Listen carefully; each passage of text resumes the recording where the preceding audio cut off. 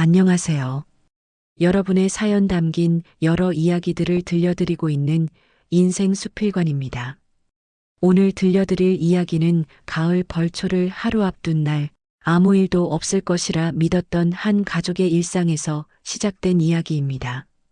무덤 앞에서 벌어진 충격적인 장면 하나가 오랫동안 눌러두었던 감정과 침묵을 단번에 찢어버렸고 그 순간을 지켜본 한 며느리는 가족이라는 이름 아래 감춰져 있던 진짜 얼굴들을 마주하게 됩니다. 이 이야기는 드라마처럼 꾸며낸 이야기가 아니라 제가 직접 겪고 목격한 일이며 아직도 제 마음속에서 끝나지 않은 질문으로 남아있는 이야기입니다. 구독과 좋아요, 알림 설정은 영상 제작에 큰 힘이 됩니다. 자, 그럼 오늘의 사연 함께 들어보시죠. 나는 경기도 외곽 오래된 아파트 단지에서 살고 있는 42살 이정은입니다. 결혼한 지는 어느덧 15년을 넘겼고 남편 박성우와 중학생 딸 하나를 키우며 살고 있습니다. 하루하루가 바쁘지만 특별할 것 없는 삶, 그저 큰 탈 없이 지나가기만을 바라는 평범한 주부입니다. 이 이야기는 누군가에게서 전해 들은 사연이 아니라 바로 제 이야기입니다. 정확히 말하면 제 눈앞에서 벌어진 일을 차마 혼자만 삼킬 수 없어 이렇게 꺼내놓게 된 사연입니다. 혹시 이 이야기를 듣는 여러분 중에도 저와 비슷한 자리에 서 계신 분이 있을지도 모르겠다는 생각이 들었습니다. 저희 시댁은 아직도 예전 방식을 중요하게 여기는 집안입니다. 명절이면 모두 모이고 제사와 벌초는 빠질 수 없는 의무처럼 여겨집니다. 조상 챙기는 게 사람 도리다. 시어머니 김순덕 여사가 자주 하시던 말입니다. 시어머니는 올해 72이십니다. 젊은 시절엔 남편 뒷바라지에 그 다음엔 자식들 키우느라 자신의 인생은 제대로 살아보지도 못한 분이었습니다. 말수가 적고 목소리는 늘 낮았으며 누구 앞에서도 싫은 소리를 하지 않는 성격이셨습니다. 며느리들 앞에서도 늘 조심스러웠고 괜히 분위기 흐릴까봐 하고 싶은 말이 있어도 삼키는 분이었습니다. 저는 그런 시어머니를 보며 늘 마음이 복잡했습니다. 안쓰럽기도 했고 답답하기도 했습니다. 왜 그렇게까지 참고 사셔야 하나? 왜 한 번쯤은 화를 내셔도 될 텐데 그런 생각이 들다가도 그 세대는 다 그렇지라는 말로 스스로를 설득하곤 했습니다. 남편 박성호는 45살입니다. 중소기업에서 오래 일해온 평범한 직장인으로 성격은 과묵하고 신중한 편입니다. 어머니 이야기가 나오면 늘 말을 아꼈습니다. 어머니 원래 저러셔. 괜히 말 얹었다가 더 시끄러워져. 이런 말로 대화를 끝내곤 했습니다. 저도 더 깊이 묻지 않았습니다. 괜히 제가 나섰다가 부부 사이까지 불편해질까 봐서요. 며느리라는 위치에서 할 수 있는 말과 해서는 안 되는 말을 자연스럽게 구분하며 살아왔습니다. 문제의 동서 최미영은 39살입니다. 온라인 쇼핑몰을 운영하며 바쁘게 사는 사람으로 자기 주장이 분명합니다. 좋게 말하면 솔직한 성격이지만 나쁘게 말하면 상대 입장은 전혀 고려하지 않는 사람이었습니다. 시댁에서도 눈치 보지 않고 할 말은 다 했고 그 대상이 시어머니일 때도 예외는 아니었습니다. 어머니, 요즘 세상에 그렇게 하면 누가 좋아해요. 다들 바쁜데 그런 건 좀 줄이셔야죠. 이런 말들이 나올 때마다 시어머니는 아무 대꾸도 하지 않으셨습니다. 그저 고개를 끄덕이며 그래 하고 넘기셨습니다. 그 침묵이 저는 늘 마음에 걸렸습니다. 벌초를 하루 앞둔 그날 아침도 평소와 다르지 않게 시작됐습니다. 저는 장을 보러 나갔고 남편은 회사 반차를 쓰고 오후에 시댁으로 갈 준비를 했습니다. 날씨는 유난히 맑았고 하늘은 높고 파랬습니다. 괜히 마음까지 가벼워지는 그런 가을날이었습니다. 시댁에 도착하니 마당에는 벌초 준비가 한창이었습니다. 낙과 장갑, 긴 팔옷들이 가지런히 놓여 있었고 어르신들이 앉을 작은 의자도 준비되어 있었습니다. 그 풍경을 보자 어린 시절 시골 외갓집에서 보았던 장면들이 겹쳐 떠올랐습니다. 그때는 아무것도 몰랐고 어른들이 왜 그렇게 힘든 일을 당연하게 여기는지도 이해하지 못했던 시절이었습니다. 시어머니는 마당 한쪽에서 나무를 다듬고 계셨습니다. 허리가 많이 굽어 있었고 손등에는 굵은 핏줄이 도드라져 보였습니다. 제가 다가가 어머니, 이건 제가 할게요. 하고 말했을 때 시어머니는 손사래를 치며 웃으셨습니다. 괜찮다. 너도 바쁜데. 그 웃음이 이상하게 오래 눈에 남았습니다. 괜찮다는 말이 정말 괜찮다는 뜻인지 아니면 그냥 습관처럼 나오는 말인지 알 수 없었기 때문입니다. 그때 동서미영이 마당으로 들어왔습니다. 휴대폰을 귀에 대고 통화 중이었고 얼굴에는 이미 짜증이 가득했습니다. 아, 진짜 내일 너무 이르잖아. 통화를 끊은 뒤에도 불만은 멈추지 않았습니다. 벌초는 꼭 다 같이 가야 돼요? 솔직히 이젠 좀 줄일 때도 됐잖아요. 그 말은 누구를 향한 것인지 굳이 묻지 않아도 알 수 있었습니다. 시어머니는 아무 말도 하지 않으셨고 남편 성우는 고개를 숙인 채 장갑을 정리하고 있었습니다. 저는 그 장면을 보며 가슴 한쪽이 서서히 답답해지는 걸 느꼈습니다. 이 집안에서는 늘 이런 식이었으니까요. 불편한 말이 나오면 누군가는 참고 누군가는 외면하고 그렇게 아무 일도 없었던 것처럼 넘어갔습니다. 저녁이 되어 시댁을 나서며 저는 결국 남편에게 말을 꺼냈습니다. 여보, 어머니 요즘 많이 힘들어 보이셔. 남편은 잠시 말이 없더니 낮고 짧게 대답했습니다. 알아. 그 한마디가 전부였습니다. 알고는 있지만 아무것도 하지 않겠다는 뜻처럼 들렸습니다. 집으로 돌아오는 차 안에서 저는 창밖만 바라봤습니다. 가로등 불빛이 하나둘 스쳐 지나갔고 그 불빛 사이로 알 수 없는 불안이 마음속에 차오르고 있었습니다. 그때는 몰랐습니다. 다음 날 조상 묘 앞에서 벌어질 일이 이 집안의 오랜 침묵을 산산이 부수게 될 줄은요. 여러분이라면 이런 며느리, 이런 시어머니, 이런 아들을 보며 어떤 생각이 드실까요? 참는 것이 미덕일까요? 아니면 언젠가는 반드시 터져야 할 감정이었을까요? 그 답은 다음 날 아침 벌초길에서 드러나게 됩니다. 다음 날 아침은 유난히 이르게 시작됐습니다. 알람이 울리기 전부터 눈이 떠졌고 아직 어둠이 완전히 가시지 않은 창밖을 한참 바라보다가 겨우 몸을 일으켰습니다. 가을 새벽 공기는 차가웠고 그 차가움이 마음속 불안까지 끌어올리는 것 같았습니다. 부엌에서는 남편 성우가 먼저 일어나 조용히 커피를 내리고 있었습니다. 평소 같으면 아무 말 없이 아침을 준비했겠지만 그날은 괜히 숨소리 하나에도 신경이 쓰였습니다. 저는 말없이 밥을 차리고 김치와 국을 데우며 시간을 끌었습니다. 괜히 서둘러 나서고 싶지 않았습니다. 여보, 옷 따뜻하게 입어.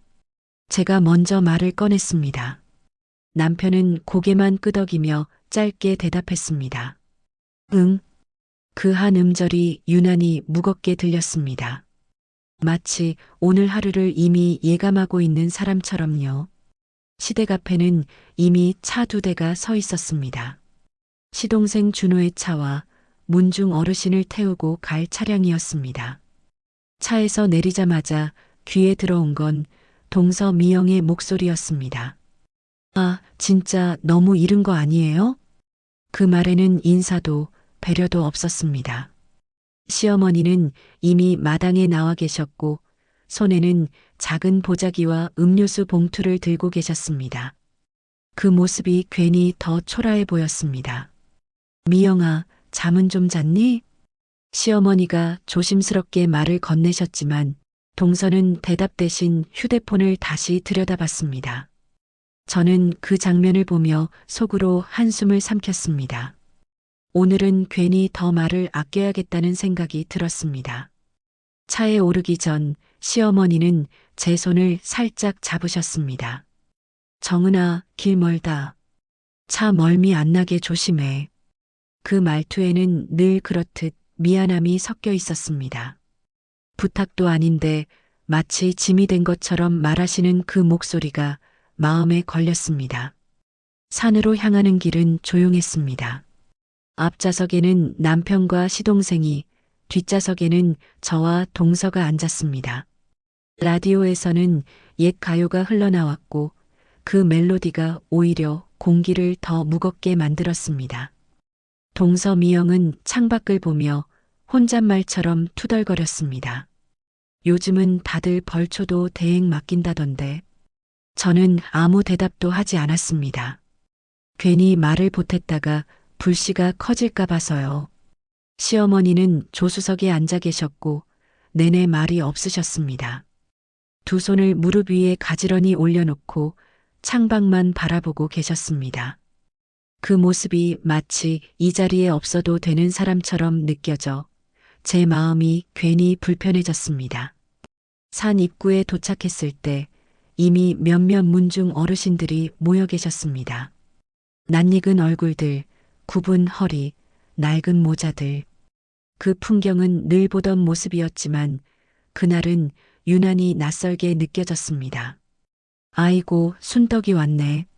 문중 어르신 박노식 씨가 시어머니를 알아보고 인사를 건넸습니다. 시어머니는 허리를 깊이 숙이며 인사를 받으셨습니다. 그때 동서 미영이 작게 중얼거렸습니다. 아, 또 인사 다 해야 돼? 그 말은 분명 작은 목소리였지만 제 귀에는 또렷이 들렸습니다. 그리고 그 말이 이미 마음속 어딘가에 금을 내고 있다는 걸 느꼈습니다. 벌초를 시작하기 전 모두 장갑을 끼고 낫을 챙겼습니다. 시어머니는 내가 물이나 좀 나를게 하시며 뒤로 빠지려 하셨습니다. 그 순간 동서의 목소리가 날카롭게 튀어나왔습니다. 어머니, 그러다 넘어지시면 어쩌려고요. 그냥 가만히 계세요. 말투는 걱정인 척이었지만 그 속에는 분명 짜증이 섞여 있었습니다. 시어머니는 잠시 멈칫하더니 고개를 끄덕이며 뒤로 물러나셨습니다. 그 모습을 본 남편 성호의 얼굴이 잠시 굳어졌습니다. 하지만 그는 아무 말도 하지 않았습니다. 그저 낫을 들고 묵묵히 풀을 베기 시작했습니다. 저는 그때 처음으로 느꼈습니다. 이 자리에 모인 사람들 각자가 전혀 다른 마음으로 같은 일을 하고 있다는 거요. 누군가는 의무로, 누군가는 귀찮음으로, 누군가는 아직도 책임으로 받아들이고 있었습니다. 시간이 흐를수록 동서의 불만은 점점 노골적으로 드러났습니다. 이렇게까지 해야 돼요? 해마다 똑같은 거 반복하는 것도 지겹지 않아요? 그 말들이 쌓일수록 시어머니의 어깨는 점점 더 움츠러들었습니다. 저는 몇 번이나 입을 열까 말까 고민했습니다. 하지만 결국 아무 말도 하지 못했습니다. 괜히 나섰다가 모든 화살이 제게로 돌아올까 봐서요. 그게 며느리로서 몸에 밴 두려움이라는 걸 그때 다시 한번 깨달았습니다. 벌초가 끝나갈 무렵 잠시 쉬는 시간이 주어졌습니다. 어르신들이 그늘 아래 모여 앉았고 시어머니는 준비해 온 음료수를 나눠주려 하셨습니다. 그 순간 동서 미영이 시어머니 쪽으로 다가갔습니다. 표정이 이미 굳어 있었고 말투도 전과 달랐습니다. 어머니, 솔직히 말씀드릴게요. 그 한마디에 제 심장이 철렁 내려앉았습니다. 이건 그냥 지나갈 일이 아니라는 예감이 들었습니다. 남편 성호도 그 소리를 들었는지 손에 쥔 낫을 내려놓고 고개를 들었습니다. 시어머니는 아무 말 없이 동서를 바라보고 계셨습니다. 그때는 몰랐습니다. 이 짧은 정적 뒤에 누구도 상상하지 못한 장면이 기다리고 있다는 걸요.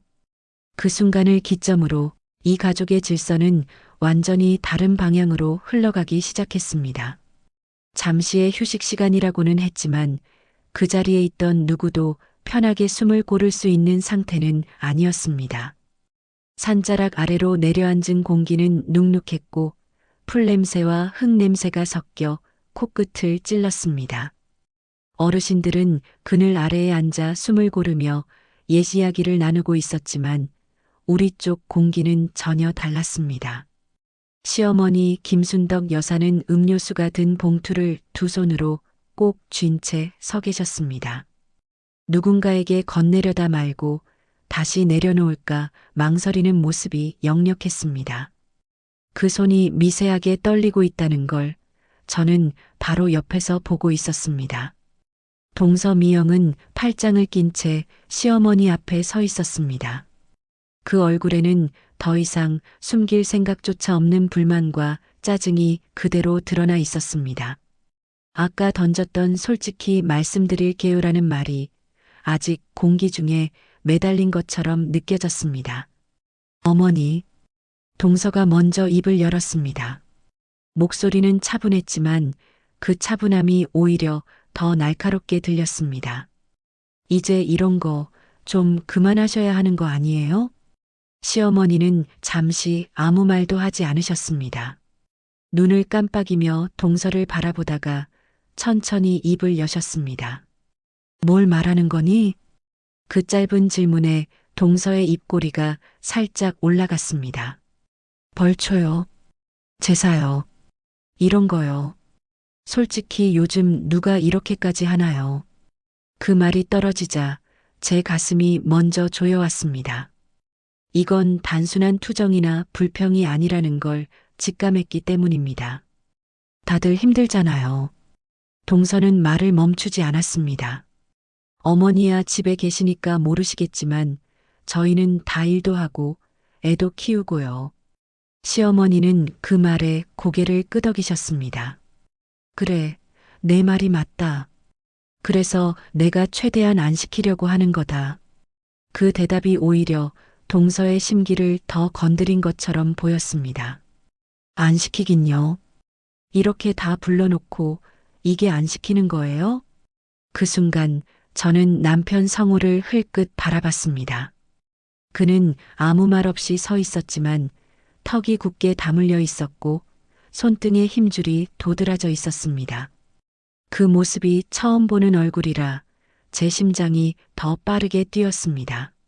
시어머니는 잠시 말을 잇지 못하셨습니다. 봉투를 쥔 손이 조금 더 꽉 쥐어졌고 숨을 한번 고른 뒤 조심스럽게 말을 꺼내셨습니다.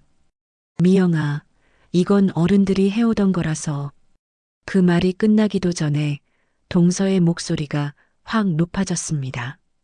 그러니까요. 어른들 때 이야기잖아요. 지금이 언제인데 아직도 그런 걸로 사람을 붙잡아요. 그 소리에 근처에 있던 문중 어르신 몇 분이 고개를 돌렸습니다. 저는 그 시선을 느끼는 것만으로도 얼굴이 화끈거렸습니다.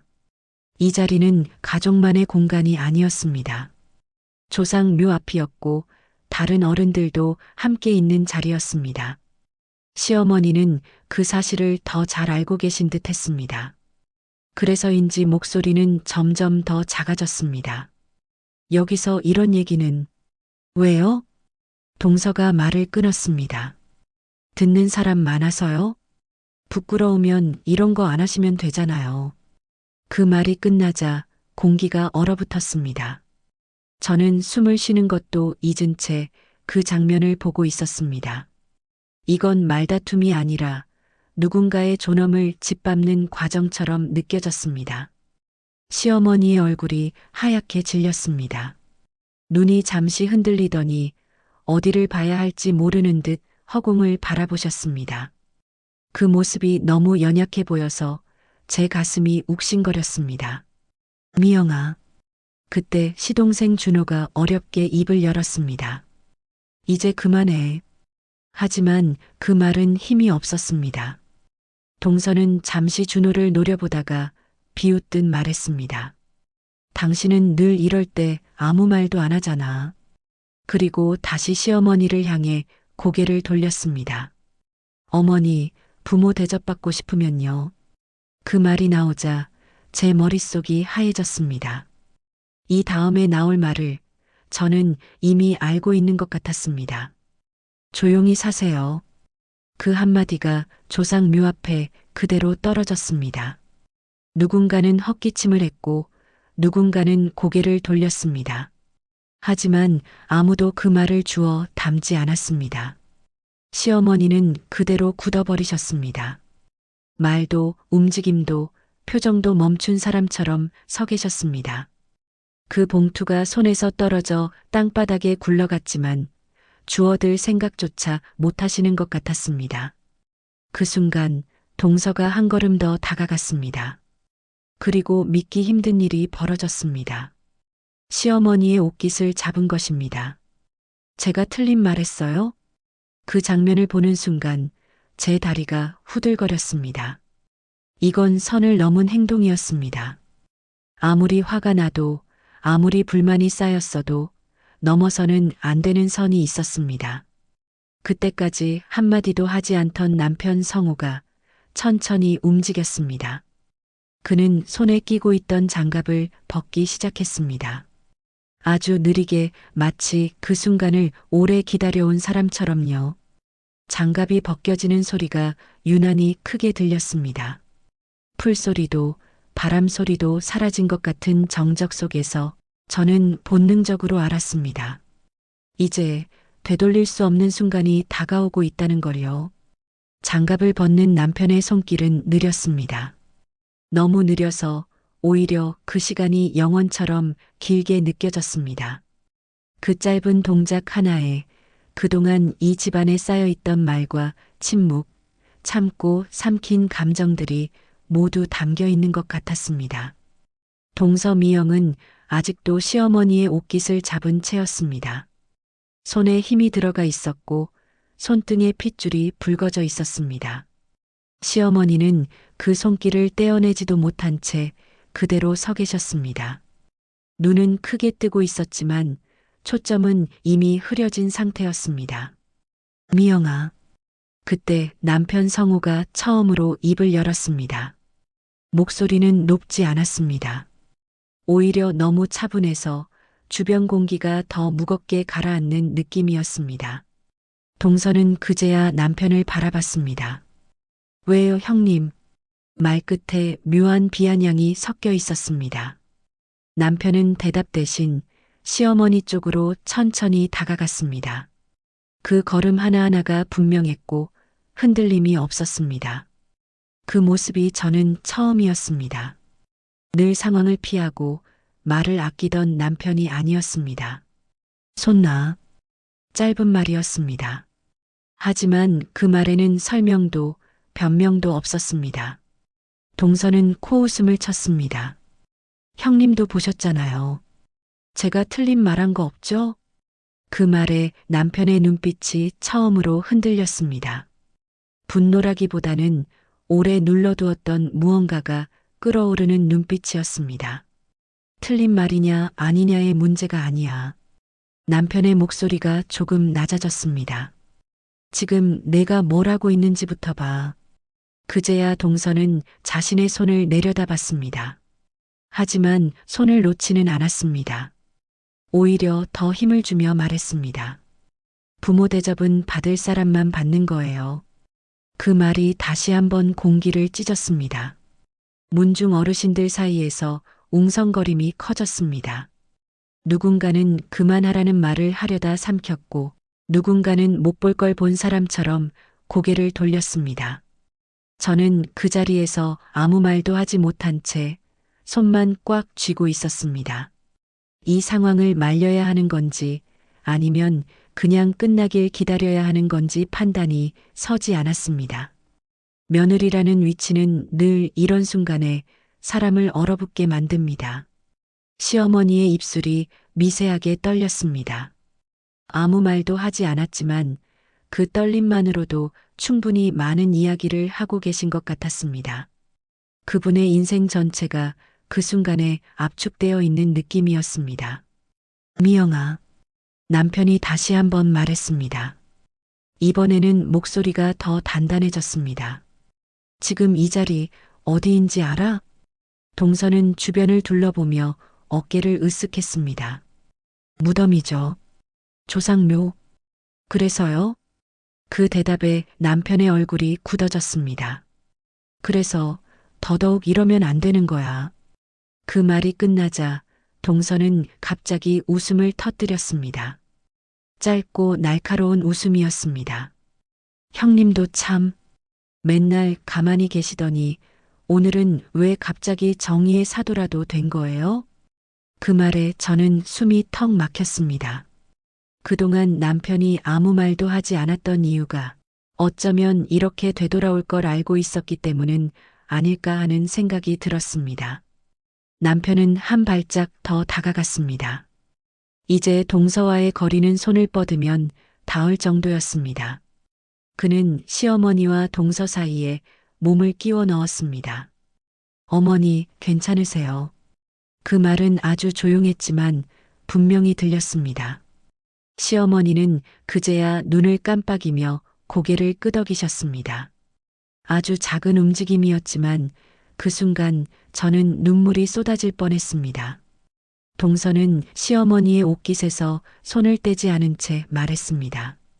형님, 괜히 나서지 마세요.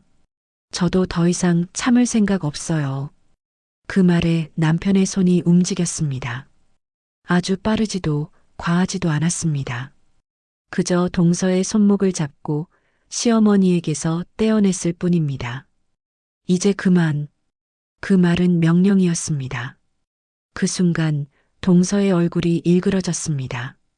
지금 저한테 손 대신 거예요? 그 말에 주변 공기가 다시 술렁였습니다. 문중 어르신 중 한 분이 자리에서 일어나려다 다시 앉았습니다. 누군가 나서야 하는 순간이라는 걸 모두 알고 있었지만 아무도 선뜻 움직이지 못하고 있었습니다. 시동생 준호는 얼굴이 새하얗게 질린 채 서 있었습니다. 아내와 형 사이에서 아무것도 하지 못한 채 그대로 굳어 있었습니다. 준호야. 남편이 동생을 불렀습니다. 내가 말해. 하지만 준호는 고개를 숙인 채 아무 말도 하지 못했습니다. 그 침묵이 이 상황을 더 잔인하게 만들고 있었습니다. 동서는 그런 준호를 보며 다시 한번 비웃었습니다. 봐요. 다들 속으로는 제 말이 맞다고 생각하잖아요. 그 순간 저는 깨달았습니다. 이 싸움은 벌초 때문도 제사 때문도 아니라는 걸요. 이건 오랫동안 쌓여온 무시와 침묵 그리고 누구도 책임지지 않았던 관계의 결과라는 걸요. 남편은 더 이상 말을 하지 않았습니다. 대신 아주 낮은 목소리로 이렇게 말했습니다. 이제 내가 감당해야 할 차례야. 그 말이 끝나자 바람이 한번 크게 불었고 나뭇잎들이 무덤 위로 우수수 떨어졌습니다. 그 장면을 보며 저는 알았습니다. 이 싸움은 아직 끝나지 않았고 지금부터가 진짜 시작이라는 것을요. 산자락에 내려앉은 공기는 점점 무거워지고 있었습니다. 아까까지 불던 바람은 어느새 멎어 있었고 풀잎도 나뭇잎도 꼼짝하지 않았습니다. 마치 이 자리에 있는 사람들 모두가 숨을 참고 있는 것처럼 세상이 잠시 멈춘 느낌이었습니다. 남편 성우는 여전히 그 자리에 서 있었습니다. 한 발도 물러서지 않은 채 동서 미영을 똑바로 바라보고 있었습니다. 그 눈빛에는 분노보다 더 깊은 감정이 담겨 있었습니다. 오랫동안 참고 눌러두고 외면해왔던 감정이 이제는 더 이상 돌아갈 곳을 찾지 못한 채 표면 위로 떠오른 것처럼 보였습니다. 동서 미영은 그런 시선을 정면으로 받으며 점점 흥분해 가고 있었습니다. 형님, 진짜 웃기네요. 지금 이 상황에서 제 편을 드는 사람이 한 명도 없다는 게. 그 말에 저는 속으로 고개를 저었습니다. 아무도 편을 들지 않는 게 아니라 아무도 더 이상 감당할 수 없을 만큼 상황이 망가져 버린 것이었습니다. 시어머니 김순덕 여사는 차 옆에 앉아 계셨습니다. 아까보다 조금 숨은 고르셨지만 얼굴은 여전히 창백했습니다. 평생을 참고 살아온 사람의 얼굴에는 이제 더 이상 참고 싶지 않은 마음과 그래도 끝까지 무너지지 않으려는 체념이 동시에 얹혀 있었습니다. 미영아, 시어머니가 다시 입을 열었습니다. 목소리는 떨렸지만 분명히 들렸습니다. 너한테 미안한 게 있다. 그 말에 저는 놀라 고개를 돌렸습니다. 이런 상황에서도 먼저 사과부터 꺼내는 그분의 모습이 너무 익숙해서 그래서 더 아팠습니다. 동서는 잠시 말을 멈추고 시어머니를 바라봤습니다. 뭐가요? 이제 와서 무슨 미안하다는 말이에요? 시어머니는 잠시 눈을 감았다가 다시 떴습니다. 너희가 힘든 거 알면서도 내가 늘 당연한 것처럼 여긴 게 있었구나. 그 말이 끝나기도 전에 동서의 얼굴이 일그러졌습니다. 이제 와서 그런 말하면 뭐가 달라져요? 결국 또 이렇게 넘어가자는 거잖아요. 그 순간 제 가슴이 꽉 막히는 느낌이 들었습니다. 이건 대화가 아니었습니다. 서로를 이해하려는 시도조차 허락되지 않는 상태였습니다. 남편 성우가 한숨을 길게 내쉬었습니다. 그리고 낮은 목소리로 말했습니다. 미영아, 내가 이렇게까지 화가 난 이유 말해봐. 그 말에 미영은 잠시 말을 잃은 듯 보였습니다. 그러다 갑자기 고개를 젓고 웃었습니다. 이유요? 이유는 너무 많죠. 그녀는 손가락으로 주변을 가리켰습니다. 이런 자리, 이런 분위기, 이런 시선들. 며느리라는 이유로 늘 평가받고 비교당하고 눈치 봐야 하는 거. 그 말에 주변이 다시 술렁였습니다. 누군가는 고개를 끄덕였고 누군가는 얼굴을 찌푸렸습니다. 근데요, 미영의 목소리가 더 커졌습니다. 어머니는 늘 제 편인 척하면서 결국은 아무 말도 안 하셨잖아요. 그래서 제가 더 미치는 거예요. 그 말에 시어머니의 어깨가 크게 흔들렸습니다. 저는 그제야 깨달았습니다. 동서가 쏟아내는 말들 속에는 분노만 있는 게 아니라 오랫동안 쌓인 서운함과 외로움도 섞여 있다는 거요. 하지만 그렇다고 해서 그 행동이 정당화될 수는 없었습니다. 시동생 준호가 갑자기 고개를 들었습니다. 그 얼굴에는 처음 보는 표정이 떠올라 있었습니다. 분노도 체념도 아닌 깊은 피로였습니다. 미영아. 그의 목소리는 떨렸지만 이전과는 달랐습니다. 나도 내가 그렇게 힘든 줄은 몰랐어. 그 말에 미영이 그를 노려봤습니다. 몰랐다고? 그럼 지금까지 당신은 뭘 봤는데? 준호는 입술을 깨물며 말했습니다. 보고도 모른 척했어. 형이랑 어머니 사이에서 괜히 끼어들면 더 복잡해질까봐. 그 고백이 떨어지자 그 자리에 있던 모두의 얼굴이 굳어졌습니다. 이 집안의 진짜 문제는 바로 그 말 안에 있었습니다. 보고도 모른 척해온 시간, 참는 게 미덕이라고 착각해온 세월. 동서 미영은 그 말을 듣고 잠시 말이 없었습니다. 그러다 갑자기 눈가가 붉어졌습니다. 하지만 곧 다시 고개를 들고 말했습니다. 그래요. 다들 그렇게 살았죠. 그러니까 이제 와서 누가 누구를 탓해요. 그 말은 거의 절규에 가까웠습니다.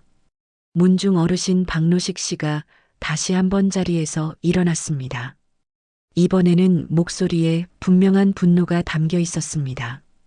그만들 하자. 오늘 이 꼴을 조상님들이 보고 계신다. 그 말에 미영이 고개를 돌렸습니다. 어르신들 말씀이 늘 정답이면 왜 이런 일이 생겼겠어요. 그 순간 남편 성우의 얼굴이 완전히 굳어졌습니다. 그는 잠시 아무 말도 하지 않다가 아주 낮게 말했습니다. 이제 정말 멈춰야 해. 그리고 그 말과 동시에 멀리서 갑작스럽게 큰 소리가 났습니다. 누군가 발을 헛디디며 넘어지는 소리였습니다. 모두의 시선이 한꺼번에 쏠렸습니다. 시어머니가 차 옆에서 휘청거리며 주저앉아 계셨습니다. 어머니, 제가 먼저 소리를 질렀고 남편과 함께 달려갔습니다. 시어머니는 숨을 가쁘게 몰아쉬며 가슴을 움켜쥐고 계셨습니다. 그 순간 저는 머릿속이 하얘졌습니다. 괜찮으세요? 어머니, 정신 차리세요. 시어머니는 힘겹게 눈을 떴다가 다시 감았습니다. 그 모습에 동서미영의 얼굴에서도 처음으로 공포가 스쳤습니다. 이렇게까지 될 줄은. 그녀는 말을 잇지 못했습니다. 그때 저는 분명히 느꼈습니다. 이 싸움은 이제 말로 끝날 수 있는 단계가 아니라는 것을요. 누군가는 반드시 책임을 져야 했고, 이 가족은 더 이상 예전의 방식으로는 버틸 수 없게 되었다는 것을요. 그날 산자락에서 우리는 모두 가장 깊은 바닥을 보았습니다. 그리고 그 바닥에서 각자의 진짜 얼굴이 하나씩 드러나고 있었습니다. 구급차 문이 닫히는 소리와 함께 세상은 갑자기 좁아졌습니다. 산에서 병원으로 내려오는 동안 저는 거의 말을 하지 못했습니다. 사이렌 소리가 울릴 때마다 심장이 그 박자에 맞춰 튀어오르는 것 같았고, 창밖으로 스쳐 지나가는 가로등 불빛이 마치 시간의 경계처럼 느껴졌습니다. 시어머니 김순덕 여사는 들것 위에 누워 계셨습니다. 산소 마스크 아래로 숨이 가쁘게 오르내렸고, 그 모습이 너무 낯설어서 아까까지 마당에서 나무를 다듬고 계시던 분과 같은 사람이라는 사실이 믿기지 않았습니다. 남편 성호는 구급차 안에서 단 한 번도 시선을 떼지 않았습니다. 어머니의 손을 잡고 있었는데 그 손이 너무 꽉 쥐어져 있어서 오히려 놓칠까봐 더 세게 붙잡는 사람처럼 보였습니다. 괜찮을 거야. 그가 중얼거리듯 말했지만 그 말은 누구를 향한 위로인지 알 수 없었습니다. 어머니를 향한 건지 아니면 자기 자신을 붙잡으려는 말이었는지요. 병원 응급실에 도착하자 의료진이 순식간에 몰려들었습니다. 보호자분, 이쪽으로요. 잠시만 밖에서 기다려주세요. 문이 닫히는 순간 남편의 손에서 힘이 빠지는 게 느껴졌습니다. 그는 그 자리에 그대로 서서 한동안 움직이지 못했습니다. 응급실 앞 대기실은 밝았지만 차가웠습니다. 의자에 앉아 있는 동안 저는 계속해서 손을 비비며 숨을 골랐습니다. 산에서의 장면들이 자꾸만 떠올랐습니다. 동서의 날 선 목소리, 남편의 단호한 눈빛, 그리고 쓰러지던 시어머니의 모습까지. 잠시 후 시동생 준호와 동서 미영이 도착했습니다. 미영의 얼굴은 산에서 보던 그 얼굴이 아니었습니다. 눈가가 붉었고 입술은 바짝 말라 있었습니다. 그녀는 병실 문을 힐끗 바라보다가 조심스럽게 말을 꺼냈습니다. 어머니, 많이 안 좋으신 거예요? 남편은 고개를 들지 않은 채 대답했습니다. 아직 몰라. 짧은 말이었지만 그 안에는 더 묻지 말라는 선이 분명히 그어져 있었습니다. 의사가 나와 설명을 시작했습니다. 혈압이 많이 올라가 있었고요. 과로와 극심한 스트레스가 겹친 것 같습니다. 큰 위기는 넘겼지만 며칠은 안정을 취하셔야 합니다. 극심한 스트레스? 그 말이 제 귀에서 계속 맴돌았습니다. 그 스트레스의 이름을 우리는 너무도 잘 알고 있었습니다. 하지만 아무도 입 밖으로 꺼내지 않았을 뿐이었죠. 병실로 옮겨진 뒤에도 시어머니는 한동안 잠들어 계셨습니다. 기계음이 일정한 간격으로 울렸고 그 소리가 마치 시계를 대신하는 것처럼 느껴졌습니다. 저는 침대 옆에 서서 시어머니의 얼굴을 가만히 바라봤습니다. 그 얼굴에는 분노도 원망도 없었습니다. 오직 긴 시간 동안 쌓여온 피로와 말하지 못한 세월의 흔적만이 남아 있었습니다. 남편은 병실 의자에 앉아 어머니의 손을 두 손으로 감싸쥐고 있었습니다. 그리고 아주 낮은 목소리로 말했습니다. 엄마, 내가 미안해. 그 말이 공기 속으로 흩어지지 않고 제 가슴에 그대로 꽂혔습니다. 그동안 남편이 얼마나 많은 말을 삼켜왔는지 그제야 조금 알 것 같았습니다. 잠시 후 시어머니의 눈꺼풀이 천천히 움직였습니다. 남편이 몸을 앞으로 기울이며 불렀습니다. 엄마. 시어머니는 잠시 주변을 둘러보다가 제 얼굴을 보고 작게 웃으셨습니다. 정은아. 그 한마디에 저는 더 이상 고개를 들고 있을 수가 없었습니다. 눈물이 쏟아질 것 같아서 괜히 침대 난간을 붙잡고 숨을 골랐습니다. 괜히 일을 크게 만들었지. 시어머니의 말은 여전히 남을 먼저 걱정하는 말이었습니다. 남편이 고개를 저었습니다. 아니야. 엄마가 이렇게 될 때까지 아무 말 안 한 게 문제야. 그 말에 병실안이 잠시 조용해졌습니다. 동서미영은 그 대화를 듣고도 아무 말도 하지 못한 채 서 있었습니다. 그녀의 눈은 시어머니에게 향해 있었지만 그 안에는 두려움과 혼란이 뒤섞여 있었습니다.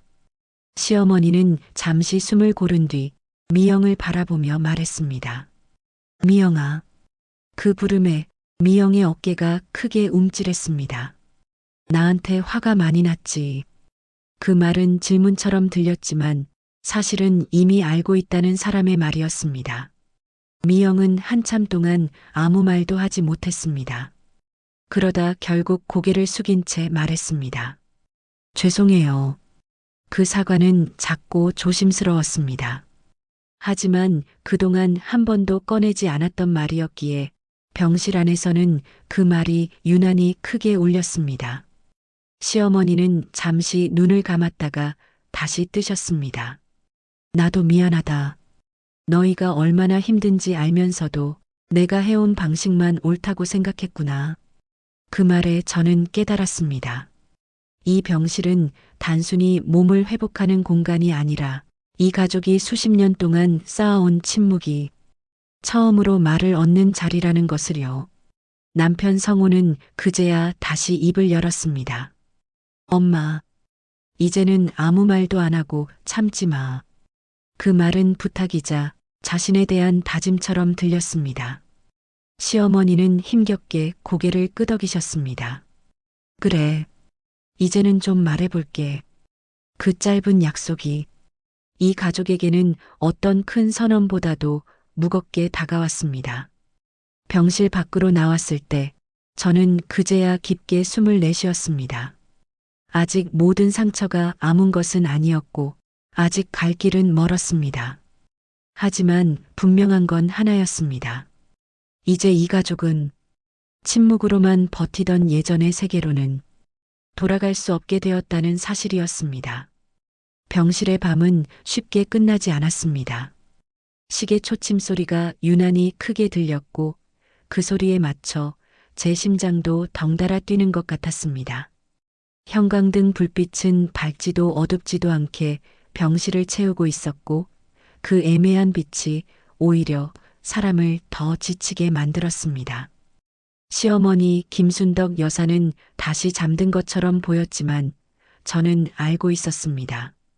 그분은 자고 있는 게 아니라 눈을 감고 생각하고 계셨습니다. 평생 말하지 못했던 것들, 꺼내지 않았던 기억들, 그리고 오늘 무덤 앞에서 들었던 말들이 머릿속을 떠나지 못하고 있다는 거요. 남편 성호는 여전히 창가에 앉아 있었습니다. 두 손을 무릎 위에 올려놓은 채 꼼짝도 하지 않고 창밖만 바라보고 있었습니다. 그 모습이 꼭 오래된 동상 같아서 제가 괜히 숨을 죽이게 됐습니다. 동서미영은 병실 한쪽 벽에 기대 서 있었습니다. 의자에 앉지도 못하고 그렇다고 나가지도 못한 채 그 자리에 묶인 사람처럼 서 있었습니다. 아까와 달리 말수가 확 줄어 있었고 그 침묵이 오히려 더 불안해 보였습니다. 한참을 그렇게 아무 말 없이 시간이 흘렀습니다. 그 정적을 깬 건 시어머니의 낮은 숨소리였습니다. 성호야. 남편은 바로 자리에서 일어나 침대 옆으로 다가갔습니다. 엄마. 시어머니는 잠시 눈을 뜨고 천장을 바라보다가 다시 남편을 보셨습니다. 너 오늘 많이 놀랐지? 남편은 고개를 끄덕이면서도 쉽게 말을 잇지 못했습니다. 그 대신 아주 천천히 입을 열었습니다. 놀랐다기보단 부끄러웠어. 그 말에 저는 가슴이 철렁 내려앉았습니다. 부끄러웠다는 말은 그동안 아무것도 하지 않았다는 고백이었기 때문입니다. 시어머니는 한숨처럼 웃음을 흘리셨습니다. 너는 원래 그런 애다. 싸우는 거 싫어하고 괜히 일 키우는 거 싫어하는 애. 남편은 고개를 숙였습니다. 그래서 더 미안해. 엄마가 이렇게 될 때까지 난 늘 한 발 뒤에 있었어. 그 말이 병실 공기 속으로 스며들자 동서미영의 어깨가 미세하게 떨렸습니다. 그녀는 여전히 아무 말도 하지 않았지만 그 침묵 속에는 복잡한 감정이 뒤엉켜 있는 게 보였습니다. 시어머니는 천천히 고개를 돌려 미영을 바라보셨습니다. 미영아. 미영은 그 부름에 흠칫 놀라더니 조심스럽게 대답했습니다. 네, 어머니. 너 오늘 무덤 앞에서 했던 말. 그 말이 왜 그렇게 아팠는지 아니? 미영은 고개를 들지 못한 채 잠시 침묵하다가 말했습니다. 모르겠어요. 그냥 너무 쌓여 있어서요. 시어머니는 고개를 끄덕이셨습니다. 그래. 사람 마음이 그렇지. 쌓이다 보면 제일 약한 대로 터져 나오더라. 그 말에 미영의 눈에서 눈물이 뚝 떨어졌습니다. 그녀는 급히 손등으로 눈을 닦으며 말했습니다. 어머니, 저도 알고 있어요. 제가 오늘 한 말 너무 심했다는 거. 그 고백에 병실안 공기가 한 번 더 가라앉았습니다. 미영은 숨을 크게 들이마시고 말을 이었습니다. 근데요, 며느리라는 자리가 저는 너무 무서웠어요. 그 말에 저는 고개를 들었습니다. 이제야 이 싸움의 또 다른 얼굴이 보이기 시작했기 때문입니다. 잘하면 당연한 거고 못하면 욕먹는 자리. 조용히 있으면 없는 사람 취급받고 말하면 버릇 없다고 하고 그래서 세게 말하지 않으면 아무도 제 얘기 안 들어줄 것 같았어요. 그 말은 변명이 아니라 거의 울부짖음에 가까웠습니다. 시어머니는 그 말을 가만히 듣고만 계셨습니다. 한 번도 말을 끊지 않았습니다. 그래서 나한테 그렇게 말한 거구나. 시어머니의 목소리는 놀랄 만큼 차분했습니다. 부모 대접받고 싶으면 조용히 살라는 말. 그 문장이 다시 병실 안에 울렸을 때 미영은 고개를 숙이고 말했습니다. 죄송해요. 그 말은 돌이킬 수 없다는 거 알아요. 시어머니는 잠시 눈을 감았다가 다시 뜨셨습니다. 그 말은 내가 평생 제일 무서워하던 말이었어. 그 한마디에 병실 안에 있던 모두가 숨을 멈췄습니다. 나는 부모 대접을 바란 적은 없었다. 그냥 무시당하지 않고 살고 싶었을 뿐이다. 그 말이 끝나자 남편 성호의 눈에도 눈물이 고였습니다. 그는 아무 말 없이 고개를 숙인 채 두 손으로 얼굴을 감쌌습니다. 시동생 준호는 그제야 병실 안으로 완전히 들어왔습니다. 그는 한동안 서 있다가 조심스럽게 입을 열었습니다. 엄마. 시어머니는 고개를 돌려 그를 바라봤습니다. 준호야. 나도 오늘에서야 알았어. 내가 아무 말도 안 한 게 누군가를 계속 다치게 하고 있었다는 걸. 그 고백에 미영은 더 이상 참지 못하고 울음을 터뜨렸습니다. 준호는 아내 곁으로 다가가 어색하게 손을 얹었습니다. 그 손길은 서툴렀지만 처음으로 책임을 지려는 사람의 모습처럼 보였습니다. 남편 성우는 한참 만에 고개를 들고 말했습니다. 엄마, 오늘은 여기까지 하자. 그 말은 끝내자는 말이 아니라 이제부터 다시 시작하자는 말처럼 들렸습니다. 병실 창밖으로 새벽빛이 조금씩 스며들고 있었습니다. 어둠이 완전히 물러가지는 않았지만 분명히 밤은 끝나가고 있었습니다. 그 빛을 바라보며 저는 알았습니다. 이 가족의 싸움은 아직 끝나지 않았지만 적어도 이제는 아무도 모른 척하며 지나갈 수는 없게 되었다는 것을요. 그리고 마지막 장면은 이제 피할 수 없이 다가오고 있었습니다. 병실 창으로 들어오던 새벽빛은 생각보다 빠르게 낮의 색으로 바뀌었습니다. 밤새 한숨도 제대로 자지 못했지만 이상하게도 눈은 또렷했습니다.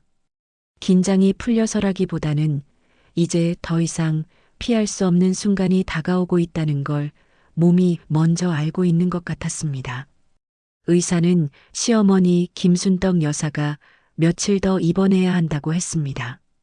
다행히 큰 위기는 넘겼지만 무엇보다 마음의 안정을 최우선으로 해야 한다고 했습니다. 그 말을 들은 남편 성호는 고개를 깊게 숙이며 연신 네라고만 답했습니다. 병실을 나서기 전 시어머니는 제 손을 불러 잡으셨습니다. 그 손에는 여전히 힘이 없었지만 눈빛만큼은 전날과 달랐습니다. 정은아, 집에 가면 나 대신 내가 좀 봐라. 그 말이 무엇을 의미하는지 저는 바로 알았습니다. 더는 혼자 감당하지 않겠다는 뜻, 그리고 처음으로 누군가와 책임을 나누겠다는 신호였습니다. 집으로 돌아오는 길, 차 안은 조용했습니다.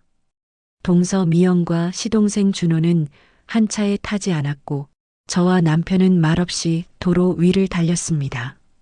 가로수 사이로 스치는 햇빛이 유난히 현실적으로 느껴졌습니다. 시댁 앞에 도착했을 때 마당은 전날과 다를 게 없어 보였습니다. 벌초 도구는 그대로 한쪽에 놓여 있었고 나물 다듬던 자리도 정리되지 않은 채 남아 있었습니다. 하지만 저는 알 수 있었습니다. 이 집은 더 이상 예전의 집이 아니라는 걸요. 집 안으로 들어서자마자 남편이 먼저 입을 열었습니다. 정은아, 오늘은 내가 말할게. 그 말에 저는 조용히 고개를 끄덕였습니다. 그동안 수없이 기다렸던 말이었지만 막상 듣고 나니 오히려 마음이 차분해졌습니다. 잠시 후 시동생 준호와 동서 미영도 도착했습니다.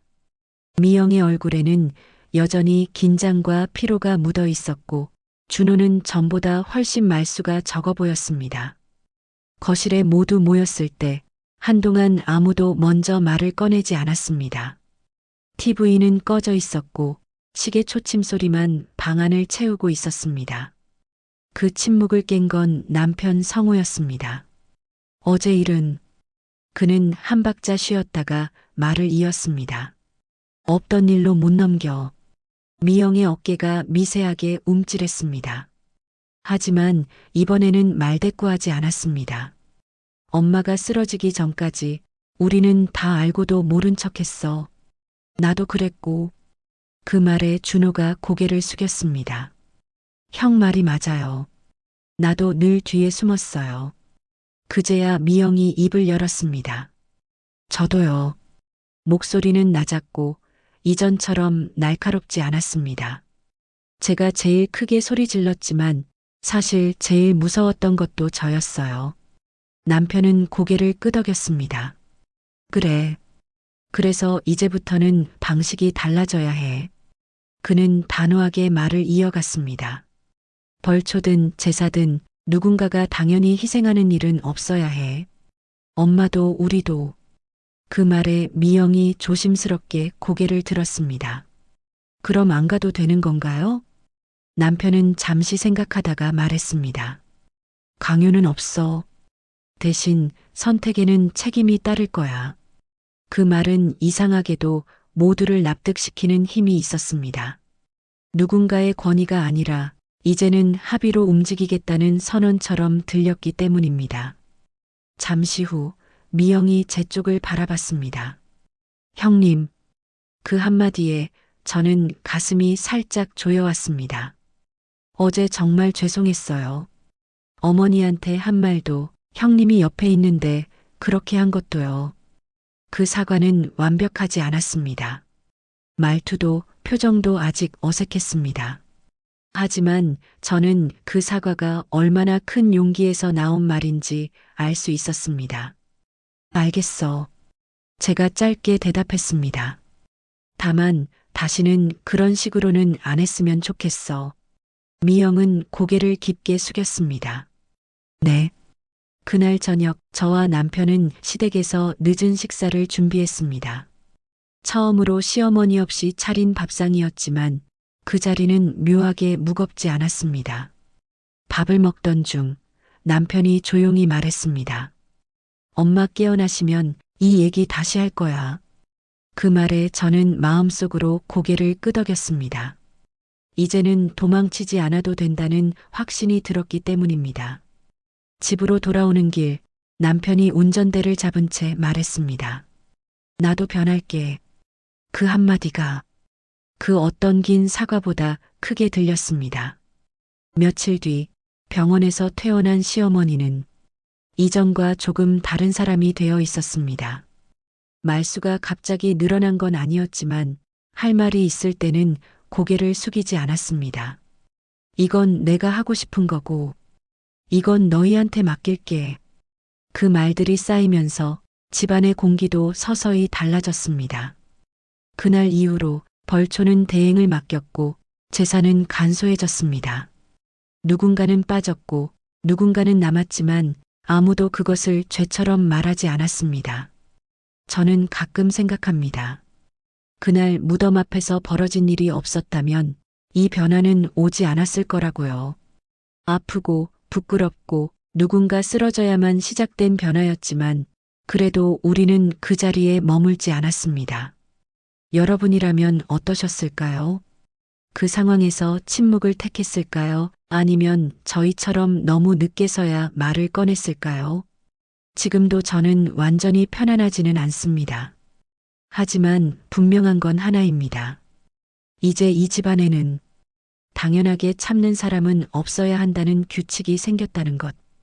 그리고 그 규칙은 한번 쓰러진 시어머니가 몸으로 가르쳐 주신 것이었습니다.